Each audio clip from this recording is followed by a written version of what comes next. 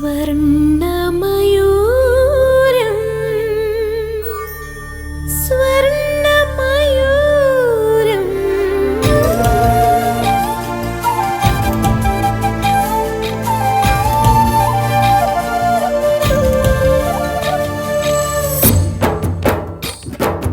ആരാരോ തേടുന്നു അന്തിനിലാവൊളിയെ അമ്മാനം മാനത്തെ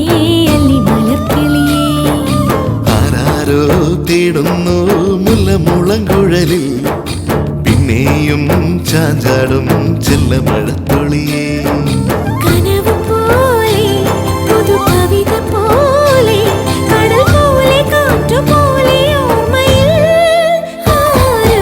ആരാരോ തേടുന്നു അന്തിനിലാവൊളിയെ അമ്മാനം മാനത്തെ അല്ലി മലർക്കിളിയേ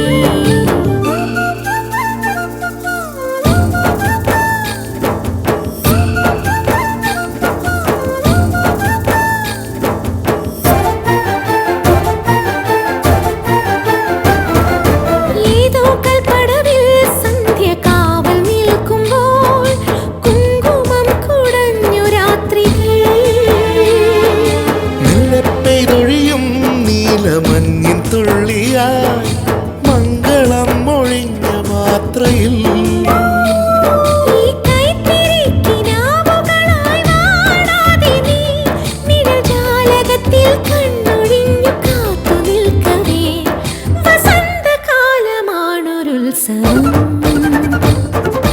ആരാരോ തേടുന്നു അന്തിനിലാവൊളിയെ അമ്മാനം മാനത്തെ അല്ലി മലർക്കിളിയേ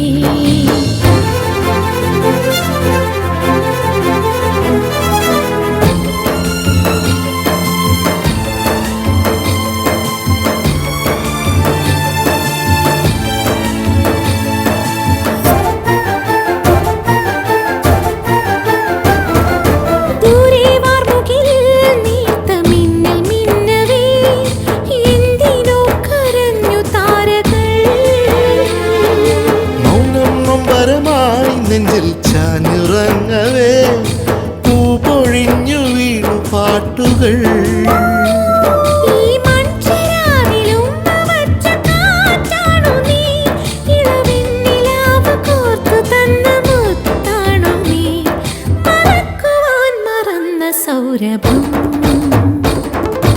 ആരാരോ തേടുന്നു അന്തിനിലാവൊളിയെ അമ്മാനം മാനത്തെ അല്ലി മലർക്കിളിയേ കനവ് പോലെ പുതു കവിത പോലെ കടൽ പോലെ കാറ്റു പോലെ ഓർമ്മയിൽ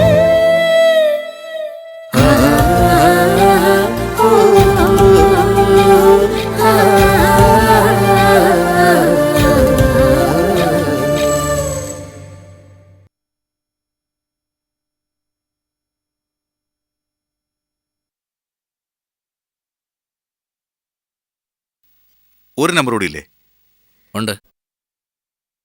04713957 യെസ്. ഇതിൽ ആദ്യത്തേത് രണ്ടും പോലീസിന്റെ സെൽ നമ്പേഴ്സാണ്. അവസാനത്തേത് സീതാലക്ഷ്മി ഇപ്പൊ താമസിക്കുന്ന വീട്ടിലെയും. എന്താ സച്ചിദാനന്ദ ഇത്? ഏതായി പെൺകുട്ടി? ഇവള് നമ്മുടെ തുരുപ്പ് ചീട്ട ശേഖരമാമ. ഇനിയുള്ള അത്ഭുതങ്ങൾക്ക് ഇവളെ മുന്നിൽ നിർത്തി ചരട് വലിക്കും നമ്മള്. കാര്യം എന്താണെന്നൊന്ന് വ്യക്തമായിട്ട് പറയാമോ? അങ്ങനെ വ്യക്തമാക്കാൻ പറ്റിയ സമയമല്ലിത്. ക്വിസ് മാസ്റ്ററെ പോലെ ഒരു ക്ലൂ മാത്രം തരാം. ഇവള് വേണിയുടെ ആത്മസുഹൃത്താ. രഘുരാമൻ കെട്ടാൻ പോകുന്ന കൃഷ്ണവേണിയുടെ. സച്ചിദാനന്ദന് ഇവളുമായിട്ട് എന്താ ബന്ധം? ബന്ധമൊന്നുമില്ല, പക്ഷേ ബന്ധം ഉണ്ടാക്കും ഞാൻ. എനിക്കൊന്നും മനസ്സിലായിട്ടില്ല. തൽക്കാലം ഈ പരസ്യം രഘുരാമൻ കാണാൻ പാടില്ലാത്തതാണെന്ന് മാത്രം മനസ്സിലാക്കുക. ഇന്നൊരു ദിവസം മാത്രം രാജേന്ദ്രൻ എന്നെ സഹായിക്കണം. രഘുരാമൻ എസ്റ്റേറ്റിലേക്കാണ് രാവിലെ പോകുന്നതെങ്കിൽ കൂടെ എനിക്ക് പോകാൻ പറ്റില്ല. രഘുരാമൻ ചെല്ലുന്നതിന് മുമ്പ് രാജേന്ദ്രൻ അവിടെ ചെല്ലണം. അവിടുത്തെ ഗസ്റ്റ് ഹൗസിലെ പത്രങ്ങൾ ഒരു കാരണവശാലും അവൻ കാണാൻ പാടില്ല. എസ്റ്റേറ്റിലേക്ക് അല്ല പോകുന്നെങ്കിലോ? അതെനിക്ക് വിട്. വേറെ എങ്ങോട്ട് പോയാലും ഇന്ന് രഘുരാമന്റെ പുറകിൽ ഒരു നിഴല് പോലെ ഞാനുണ്ടാവും. പത്രത്തിൽ കൊടുത്തത് എന്തായാലും നന്നായി. ഈ വാർത്ത അയാൾ കണ്ടാൽ അല്പമെങ്കിലും മനസാക്ഷി ഉണ്ടെങ്കിൽ അന്വേഷിച്ചു വരും. അന്വേഷിച്ചു വരും. ലച്ചു പറയുന്നത് ശരിയാണെങ്കിൽ അയാൾ നല്ല മനുഷ്യനാ. അവളുടെ അവസ്ഥ അറിഞ്ഞാൽ അന്വേഷിച്ചു വരാതിരിക്കില്ല. അത് ലച്ചു പറയുന്നത് ശരിയാണെങ്കിലല്ലേ? മോളെ, ജീവിതം എന്താണെന്ന് പഠിച്ചു തുടങ്ങുന്നതേ ഉള്ളൂ ആ കുട്ടി. അതിനെ പറഞ്ഞു പറ്റിച്ചായിക്കൂടെ ഈ രാമൻ? ഞാനും ആ ഒരു സാധ്യത ആലോചിച്ചതാ മോളെ. ഒരു ദിവസം കൂടെ താമസിച്ചിട്ടും പേര് പോലും വ്യക്തമായി പറയാത്തവൻ ഒരു വക്രബുദ്ധിക്കാരൻ തന്നെയായിരിക്കും. ഇനി അഥവാ അന്വേഷിച്ച് കണ്ടുപിടിച്ചാലും അയാൾ ഇതൊക്കെ നിഷേധിക്കുമെന്നാ എന്റെ മനസ്സ് പറയുന്നത്. അങ്ങനത്തെ കേസുകളും ഉണ്ടായിട്ടുണ്ട് മാസ്റ്ററെ. നമ്മൾ അന്വേഷിച്ചെന്ന് കണ്ടുപിടിക്കുമ്പോൾ അദ്ദേഹത്തിന് വേറെ ഭാര്യയും മക്കളും ഒക്കെ ഉണ്ടാവും. ലച്ചു ഉറപ്പിച്ചു പറയുമ്പോഴും എന്റെ മനസ്സിൽ പേടിയൊക്കെ ഉണ്ടായിരുന്നു. ഒന്നും അവളുടെ മുന്നിൽ പ്രകടിപ്പിച്ചില്ലെന്നേ ഉള്ളൂ ഞാൻ. എന്തായാലും അയാളെ കണ്ടുപിടിക്കണം. സാറ് പറഞ്ഞതുപോലെ ലച്ചുവിനെ ചതിച്ചിട്ട് പോയതാണെങ്കിൽ അങ്ങനെ രക്ഷപ്പെടാൻ സമ്മതിക്കില്ല ഞാൻ. നമുക്ക് എന്ത് ചെയ്യാൻ പറ്റും മോളെ? ഒന്നും ചെയ്യാൻ പറ്റിയില്ലെങ്കിൽ വേണ്ട. പക്ഷെ ലച്ചുവിന്റെ ജീവിതം ഇങ്ങനെ നശിപ്പിച്ചേന് ഈശ്വരൻ കൊടുക്കുന്ന ശിക്ഷയെങ്കിലും അയാൾ അനുഭവിക്കേണ്ടി വരും. വേറൊരു പെണ്ണിന്റെ കൂടെ ഒരിക്കലും സ്വൈരമായിട്ട് ജീവിക്കില്ല അയാൾ.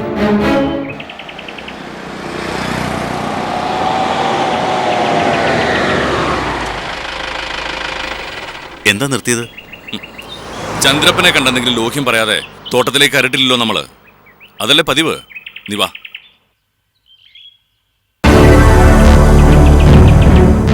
അല്ല, നേരം വൈകിയില്ലേ? ഇനി തിരിച്ചു വരുമ്പോ ഇറങ്ങിയാ പോരെ? ഇത്തിരി വൈകിയെന്ന് വെച്ച് ഓഫീസ് ജോലിക്കൊന്നും അല്ലല്ലോ നമ്മൾ പോകുന്നത്. നീ വാസിച്ചു.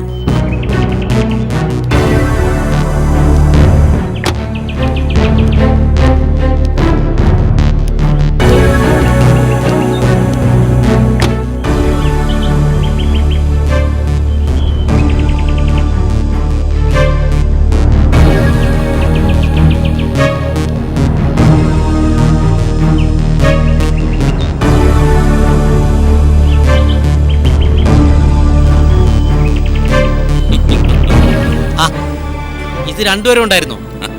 സാധാരണ ആരെങ്കിലും ഒരാളെ കാണാറില്ലല്ലോ. പതിവൊക്കെ തെറ്റിയന്ത്രപ്പാ. ഇന്ന് സച്ചുവിന് എന്നോട് സ്നേഹം കൂടുതലാ. ഞാൻ തോട്ടത്തിലേക്കാണെന്ന് പറഞ്ഞപ്പോ ലീവ് എടുത്ത് അവൻ എന്റെ കൂടെ പോന്നിരിക്കുന്നത്.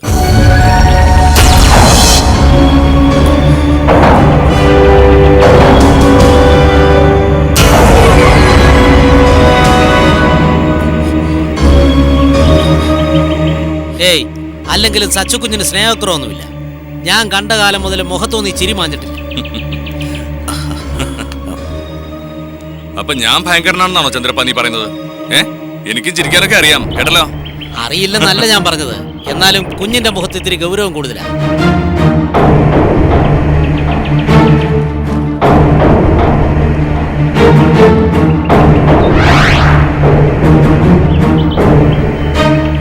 പെൺപിള്ളേരെ കൊടുത്തിരിക്കുന്ന ഓരോ പരസ്യം നോക്കിയേ.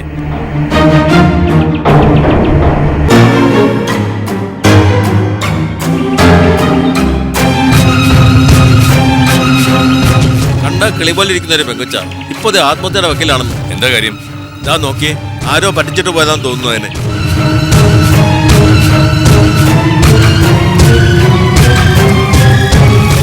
അയ്യോ, ഇതെങ്ങനെ കത്തി? ആഹാ, അത് ശരി. താൻ പത്രം വായിച്ച് വിളക്കിന്റെ മുട്ടിലോട്ട് നിന്ന് കയറി അത് കത്തില്ലേ? ആ, പേടിച്ചു പോലോട് മനുഷ്യ. നീ വാ രഘുരാമ. 10-25 കിലോമീറ്ററോളം വണ്ടി ഓടിക്കാനുള്ള കാശ് കൊടുക്കണ്ടേ? ചന്ദ്രപ്പ, ഓ, 2 പഴത്തിന്റെ കാശല്ലേ, ഞാൻ വാങ്ങിച്ചോളാം. അത് വേണ്ട, ദാ പിടിച്ചോ. തിരിച്ചു വരുമ്പോ കൊടുക്കാം. തീ കണ്ടെടുത്ത് നിൽക്കരുതെന്നാ. നീ വാ. ഓ, അങ്ങനെ ഉണ്ട് ഒരു നിമിത്തം. ആ, എങ്കിൽ പിന്നെ ഞാൻ പോയിട്ട് വരാം ചന്ദ്രപ്പ. കാണാം. ശരി. എന്താ വേണു നീ ഇങ്ങനെ തുറച്ചു നോക്കിയിരിക്കുന്നേ? അല്ല, കയ്യിരുന്ന പത്രം എങ്ങനെ കത്തിയത്? ഞാൻ വിളക്കിനടുത്തേക്ക് പോയില്ല. സ്വർണ്ണമയൂരം സ്വർണ്ണമയൂരം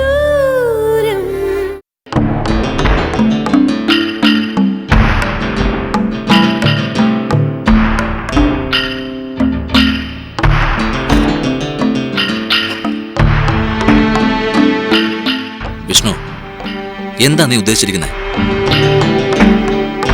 ഇങ്ങനെ ബഹളം വെച്ച് നടന്നാലൊന്നും രഘുപതിയുടെ കല്യാണം മുടങ്ങില്ല. അതിപ്പോഴും നിനക്ക് മനസ്സിലായിട്ടില്ല? മനസ്സിലായി. ഒരിക്കലും രഘുവേട്ടനെ എനിക്ക് കിട്ടില്ല. ഉറപ്പിച്ച കല്യാണം മുടക്കാനും പറ്റില്ല. എന്നുവെച്ച് പിന്മാറാൻ ഉദ്ദേശിച്ചിട്ടില്ല ഞാൻ. എന്തിനാടി പെണ്ണെ നീ ഇങ്ങനെ പുറകെ നടക്കുന്നത്? ദേ, നീ ഒരു വാക്ക് പറഞ്ഞാൽ മതി, 1 മാസത്തിനകം നിന്റെ കല്യാണം നടത്താം. ഇവനേക്കാളും 10 ഇരട്ടി നല്ല ചെറുക്കനെ കൊണ്ട്. വേണ്ട. ഒരാളെ മനസ്സിൽ സങ്കല്പിച്ചത് രഘുവേട്ടനാ. അത് കിട്ടില്ലെന്ന് തോന്നി തുടങ്ങി എനിക്ക്. പിന്നെ ആകെ ഒരു ചാൻസ് ഉണ്ട്. കൃഷ്ണവേണി മരിക്കണം. അപ്പോ ഒരുപക്ഷെ രഘുവേട്ടൻ എന്റെ അടുത്തേക്ക് മടങ്ങി വരും. അതെന്തായാലും നടക്കാൻ പോകുന്ന കാര്യമില്ലല്ലോ. അവള് മരിച്ചിട്ട് എന്തായാലും നിന്റെ ആഗ്രഹം നടക്കില്ല. കൊന്നാലോ?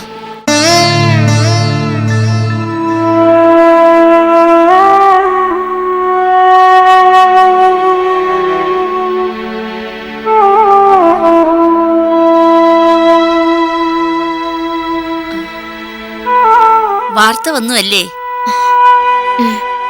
ഫോട്ടോയുണ്ട്.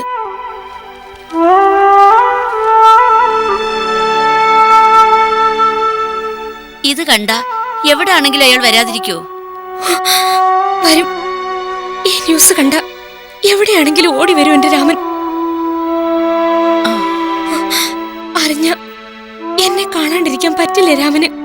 അറിഞ്ഞാലല്ലേ? അറിഞ്ഞില്ലെങ്കിലോ?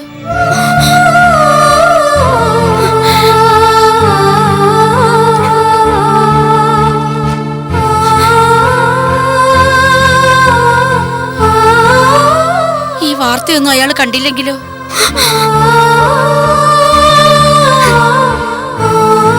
കണ്ടില്ലെങ്കിൽ വരില്ല. വരാൻ പറ്റില്ലല്ലോ. പക്ഷെ എന്റെ കാത്തിരിപ്പിനൊരു ഫലം കാണാതിരിക്കുവച്ചിട്ട് ഈശ്വരനോട് പ്രാർത്ഥിക്കാന്നേ ഉള്ളൂ. അല്ലാതെ എനിക്ക് വലിയ വിശ്വാസമൊന്നുമില്ല.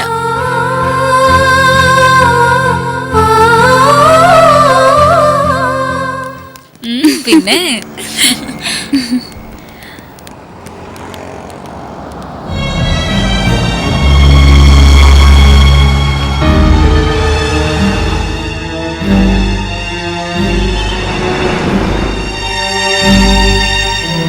അന്വേഷിച്ചു വന്നവരെ സോഫി അറിയില്ലേ? അറിയും. തുളസി എന്റെ വീട്ടില് കുടുംബത്തിലെ ആളെ പോലെ നിന്നതല്ലേ കുറച്ചു കാലം. ഒരു സാധുവാ, വിശ്വസിക്കാൻ കൊള്ളാവുന്നവൻ. പക്ഷേ കൂടെ വന്ന ആളെ എനിക്കറിയില്ല. കണ്ടാലൊരു നിഷ്കളങ്കൻ, അങ്ങനെ എനിക്ക് തോന്നിയത്. എന്താ അവര് നിന്റെ അടുത്ത് സീതയെ കുറിച്ച് അന്വേഷിക്കാനായിട്ട് വന്നത്? പത്രത്തിൽ പടം ഉണ്ടായിരുന്നില്ലേ വേണി? തുളസി നമ്മുടെ ഗ്രൂപ്പ് ഫോട്ടോ ഒക്കെ കണ്ടിട്ടുള്ളതല്ലേ, അങ്ങനെ വന്നതാ. ആ, അവര് രാമനെ കണ്ടുപിടിക്കുമെന്ന് ഉറപ്പ് പറഞ്ഞു എന്നോട്. ചിലപ്പോ ദൈവമായിട്ട് പറഞ്ഞു വിട്ടതായിരിക്കും അവരെ. ഒക്കെ നേരെയായ മതിയായിരുന്നു. ഇല്ലെങ്കിൽ കല്യാണം കഴിഞ്ഞു പോയാലും ഒരു സമാധാനം ഉണ്ടാവില്ല എനിക്ക്. അവളെ ഒന്ന് കാണാൻ പോണോന്നുണ്ട് എനിക്ക്. അതെങ്ങനെയാ വേണി? വീട്ടിൽ ചെന്നാ ഒന്നിന് സമയം കിട്ടില്ല. നിനക്കെന്താ അവിടെ തിരക്ക്? കൊയ്ത്തും മെതിയൊന്നും നിന്റെ ഡിപ്പാർട്ട്മെന്റ് അല്ലല്ലോ. അല്ല, പക്ഷെ വീട്ടിൽ ചെന്നാ ക്യാഷ്യർ ഞാനാ. ഓ, പിന്നെ കണക്ക് പുസ്തകം എന്റെ കയ്യില. അപ്പൊ അടിച്ചു മാറ്റിട്ടുണ്ടാവും കുറച്ച് കാശ്. ശ്രമിച്ചതാ, രക്ഷയില്ല. 5 പൈസ മാറിയാ അപ്പ കണ്ടുപിടിക്കും അപ്പച്ചൻ. അത്രയ്ക്ക് കൃത്യമാ മത്തായി കുട്ടിയുടെ കാര്യങ്ങള്. എന്നാ ഞാനിങ്ങ് പോട്ടെ വേണി, ഇനി നിന്നാ വീടെത്താൻ വൈകും. ഇവിടം വരെ വന്നിട്ട് എന്റെ വീട്ടിലൊന്ന് കേറാതെ നീ? കല്യാണത്തിന് അങ്ങോട്ട് വരാനുള്ളതല്ലേടി പെണ്ണേ. ഇനി അങ്ങോട്ട് കുറച്ച് ദിവസമല്ലേ ഉള്ളൂ. തലേന്നേ വരണം. വരും. നീ എങ്ങനെ പോവാ? നാട്ടകത്ത് നിന്ന് കോട്ടയം, അവിടുന്ന് പിന്നെ പാലാക്ക് വണ്ടി കിട്ടാനാണോ പാട്? അച്ചായന്മാരുടെ നാട്ടിലേക്ക് മിനിറ്റ് ഇടവിട്ടല്ലേ വണ്ടി. എന്നാ ഞാൻ പോട്ടേടി. അപ്പൊ ഇനി കല്യാണത്തിന്. Okay, bye. ബൈ.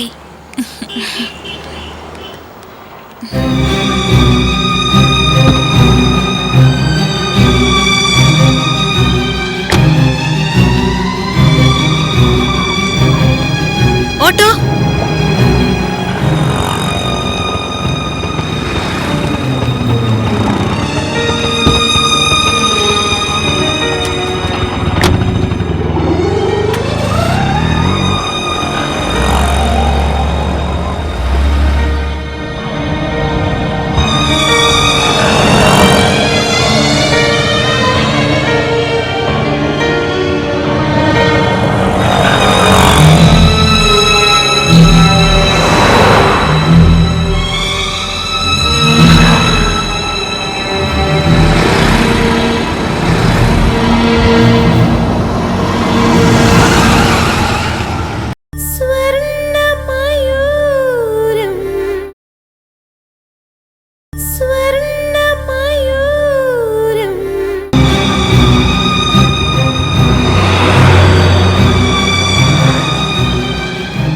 എന്ത് പണിയായി കാണിച്ചത്? ഇപ്പൊ ഇടിച്ചല്ലോ.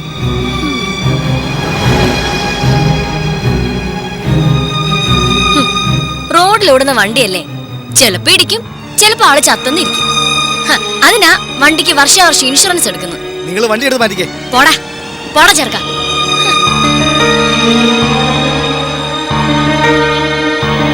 ഇതിപ്പോ എവിടുന്ന് പൊട്ടി വീണു വിഷ്ണുപ്രിയ? ആകാശത്ത് നിന്ന്. അത് സ്കൈ അല്ല, സ്പേസ്. അടുത്തായിട്ട് വല്ല ഹോളിവുഡ് ചിത്രം കണ്ടോ കൊച്ചേ നീ? ഇങ്ങനെ ചേസ് ചെയ്ത് വന്ന് ബ്ലോക്ക് ചെയ്യാനും വാ നിറച്ച് സംസാരിക്കാനും ഒക്കെ. നിന്നോട് സംസാരിക്കാൻ എനിക്ക് കേട്ടു പഠിച്ച വാക്കുകളൊന്നും വേണ്ട. അതിന് പ്രത്യേകിച്ച് സിനിമയും കാണണ്ട. എന്താ ഇപ്പൊ ഇങ്ങനെയൊക്കെ പറയാൻ? സത്യത്തിൽ എന്താ കുട്ടിയുടെ പ്രശ്നം? എന്റെ പ്രശ്നം നീയാണ്. എന്റെ പ്രതീക്ഷകൾക്കും ആഗ്രഹങ്ങൾക്കും ഇടയിൽ ഒരു വിലങ്ങ് തടി പോലെ നീ നിൽക്കുന്നതാണ് എന്റെ പ്രശ്നം. എനിക്കൊന്നും മനസ്സിലായില്ല. മനസ്സിലാവും. തലയ്ക്ക് മുകളിലേക്ക് ചാഞ്ഞു നിൽക്കുന്ന മരം വെട്ടിമാറ്റാറാണ് പതിവ്. അതിനു മുമ്പ് മരത്തോട് അനുവാദം ചോദിക്കും. ജീവനല്ലേ, അതെടുക്കും മുമ്പ് വെറുതെ ഒന്ന് ചോദിക്കും. Just for a formality. എനിക്കും രഘുവേട്ടനും ഇടയിൽ എന്റെ ജീവിതത്തിലേക്ക് ചാഞ്ഞു നിൽക്കുന്ന ഒരു പാഴ്മരമാണ് നീ. എന്റെ ആഗ്രഹം അറിഞ്ഞ് പിന്മാറാൻ ഞാൻ പറഞ്ഞതാ നിന്നോട്. അപ്പൊ കേട്ടില്ല. ഇപ്പൊ ഒരിക്കൽ കൂടി ചോദിക്കാൻ ഞാൻ നിന്നോട്. വെട്ടിമാറ്റും മുമ്പ് മരത്തോട് മഴ ചോദിക്കുന്ന അനുവാദം. വിട്ടുതരണം എനിക്ക് എന്റെ രഘുവേട്ടന്. പകരം നീ ചോദിക്കുന്നത് എന്താ ഞാൻ തരും. ആകാശത്തിന് കീഴിലുള്ളത് എന്തും. ഛേ, നാണം കെട്ടിങ്ങനെ സംസാരിക്കില്ല വിഷ്ണുപ്രിയെ. ഞാൻ മാത്രമല്ല, കുടുംബത്തിൽ പിറന്ന ഒരു പെണ്ണും സ്വന്തം പുരുഷന് വിട്ടുകൊടുക്കില്ല. ആകാശത്തിന് കീഴിലുള്ളതാക്കുന്നത് എന്തിനാ? ഇനി സ്പേസിൽ നിന്ന് ഭൂമിയിൽ കാണാത്ത കാഴ്ചവസ്തുക്കൾ കൊണ്ടുവന്ന് തന്നാലും അതിനൊക്കെ മേലെയാ എനിക്കെന്റെ രഘുവേട്ടൻ. ഞാൻ ആദ്യം പറഞ്ഞില്ലേ, കുടുംബത്തിൽ പിറന്ന ഏത് പെണ്ണിനും പ്രാണനേക്കാൾ വലുതായിരിക്കും സ്വന്തം പുരുഷൻ. ശരി, സമ്മതിച്ചു. പക്ഷേ ഞാനും ആദ്യം പറഞ്ഞിരുന്നില്ലേ, വെട്ടിമാറ്റും മുമ്പ് മരത്തോട് മഴ ചോദിക്കുന്ന അനുവാദമാണിതെന്ന്. Just for a formality. അത് കഴിഞ്ഞു, അവസാനിച്ചു. നിന്നെ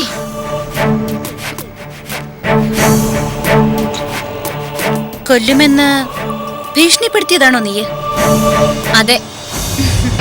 പക്ഷെ എനിക്ക് തോന്നിയത് ആരും ചെവി കൊടുക്കാത്ത ഒരു മൈതാന പ്രസംഗമായിട്ടാ. ഒരിക്കൽ നീ എന്റെ അടുത്ത് വന്ന് കണ്ണീരഭിനയിച്ച് ഗർഭിണിയാണെന്ന് വരെ പറഞ്ഞു. അന്നു മുതൽ എന്നെ കൊല്ലുമെന്ന് പറഞ്ഞ ഈ നിമിഷം വരെ എനിക്ക് നിന്നോടൊരൊറ്റ വികാരമേ തോന്നിയിട്ടുള്ളൂ, പുച്ഛം. ഒരു മൂന്നാംകിട തെരുവ് പെണ്ണിനോട് തോന്നുന്ന തരം പരിഹാസം കലർന്ന പുച്ഛം. എന്നെ അറിയില്ല നിനക്ക്.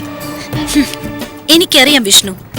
എത്ര വെട്ടിയാലും കാതിലുള്ള മരത്തിന് ഒരു പോറല് പോലെ ഏൽപ്പിക്കാൻ കഴിയാത്തത്ര തുരുമ്പിച്ച് ദ്രവിച്ചു പോയ ചുക്കിനും ചുണ്ണാമ്പിനും കൊള്ളാത്ത ഒരു മഴുവാണ് നീ. ലോകം കണ്ട അറിവ് വച്ചിട്ടായാലും സ്നേഹം തിരിച്ചറിഞ്ഞതിന്റെ ജ്ഞാനം വച്ചിട്ടായാലും മാക്സിമം ഒരു പെണ്ണിന് വേണ്ട കുലീനതയും സംസ്കാരം വച്ചിട്ടായാലും you just can't beat me because I have a strong own stand.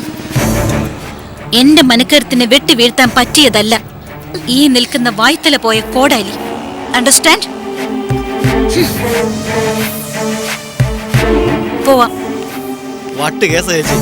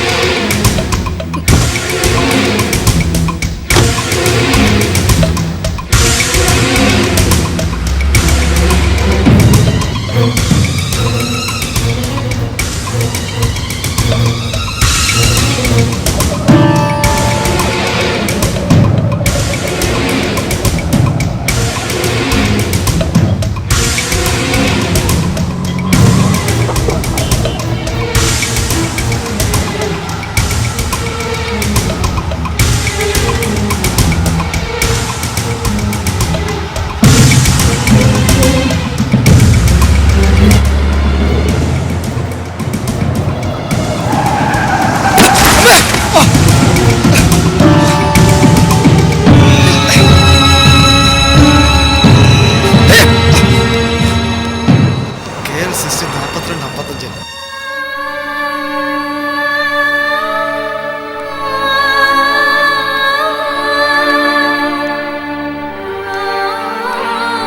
മോളെ, എന്താ എന്റെ മോൾക്ക് പറ്റിയത്? ഒന്നുമില്ല അച്ഛാ, നെറ്റിയിൽ ചെറിയൊരു മുറിവ്, അത്രേ ഉള്ളൂ.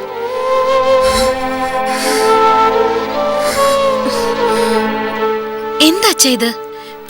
എനിക്കൊരു കുഴപ്പമില്ലെന്നേ.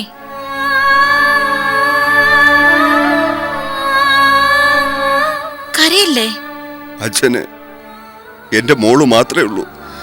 അച്ഛാ, എനിക്കൊന്നും പറ്റിയില്ലല്ലോ, ഇങ്ങനെ കരയല്ലേ? പോലീസ് വന്നിട്ടുണ്ട്. ഇടിച്ച വണ്ടി ഏതാണെന്നറിയാമോ?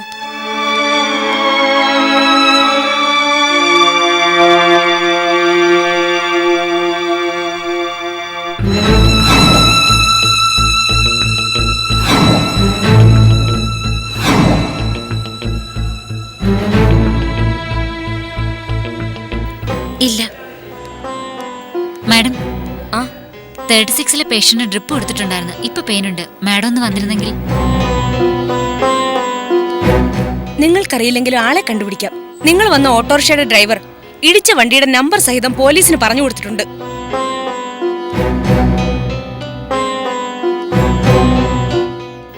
ഒരു പ്രശ്നം ഉണ്ടാവാതിരിക്കാൻ വേണ്ടി അച്ഛാ ഞാൻ പറയാത്തത്.